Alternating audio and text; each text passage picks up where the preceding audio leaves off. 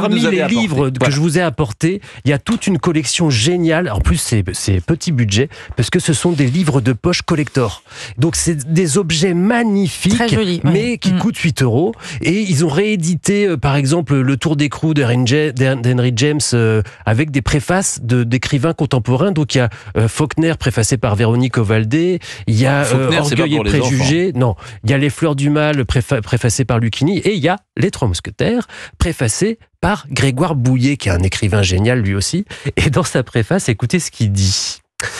Un jour, on boit un vin qui fait découvrir le vin. On avait déjà bu du vin, on en appréciait certains et moins d'autres. On n'avait rien bu, on le découvre ce jour-là. Et vous avez compris qu'évidemment, c'est pareil pour les mousquetaires et la littérature. Il termine, qui n'a bu le vin d'Anjou des Trois Mousquetaires ne sait rien de l'ivresse littéraire. Et alors, bon, ça, c'est la préface qui est géniale, mais Les Trois Mousquetaires, vous offrez ça, c'est ce que je vous disais, vous offrez ça à un gamin et qu'il le découvre à 12-13 ans, et après, il voudra lire toute sa vie pour essayer de retrouver cette sensation. C'est ça ce qui est absolument fabuleux. Mais si vous offrez un livre à un adulte, faites attention. C'est très, très compliqué d'offrir un livre. N'offrez pas un livre parce que vous l'aimez en vous disant, il va bien finir par aimer ce que j'aime. Non, creusez-vous la tête, essayez de savoir ce que lui va aimer. Ça doit faire plaisir. Quand vous offrez un livre, ne demandez jamais à la personne à qui vous l'avez offert s'il l'a lu. Parce qu'en général, non. Et donc, ça le met en difficulté. On n'est pas là pour embarrasser les gens. Donc, on lui offre, il en fera ce qu'il voudra. Le jour où il l'aura lu, de toute façon, il vous appellera, il vous dira « Ah, je l'ai lu, c'était génial !» Ou alors, il vous confiera un jour qu'il l'avait lu, mais qu'il n'avait pas accroché. Mais moi, j'aime bien offrir mes coups de cœur littéraires. J'adore partager avec les autres. C'est pas mal, mais pourquoi pas, après tout, évidemment. Mais ne demandez pas aux gens s'ils l'ont lu ensuite. D'accord. Vous allez les embarrasser. Okay. Alors, la solution, c'est les beaux livres à Noël. Les beaux livres, en fait, on dit beaux livres, c'est une catégorie de librairie, beaux livres, c'est avec un trait d'union, c'est-à-dire grand format, illustré, qu'on pose sur la table basse, qu'on lit sans lire, qu'on picore. Et c'est fait pour ça d'ailleurs. Et il y en a un qui est superbe, qui s'appelle Le génie gourmand, les inventions culinaires et gastronomiques de 1791 à nos jours. C'est signé Bruno Fulini, qui est un historien génial, qui regorge d'anecdotes et d'histoires en tout genre. Et il s'est pris de passion depuis quelques années pour l'INPI, vous savez, l'Institut pour déposer les brevets. Il avait publié un autre beau livre il y a 2 ans sur les grandes inventions mécaniques. Et notamment, il y avait la mobilette inventée par Landru lui-même. Et il revient avec les inventions, mais les inventions gastronomiques.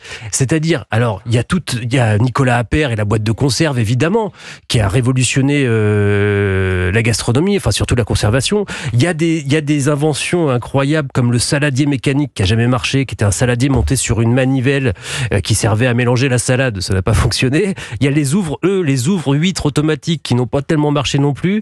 Il y a tout un tas de procédés de pasteurisation, de conservation. Ça, c'est très, très intéressant. Et puis, il y a aussi les inventions marketing.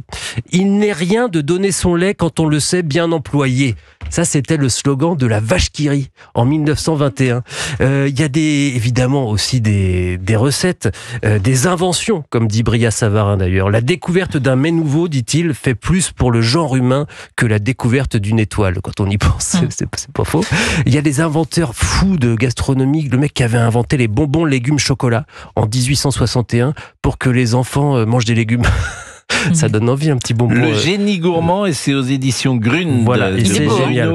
Fulini, incroyable historien. Et puis il y a, en parlant d'histoire, le livre de Jean-Christophe Buisson consacré à l'année 1945. Beau livre aussi, plein d'illustrations. Donc il y a le procès Pétain, il y a la fin de la guerre, etc. Bon, évidemment. Ah oui, ça, c'est bien, ça. Mais il y a aussi la sortie de Casper.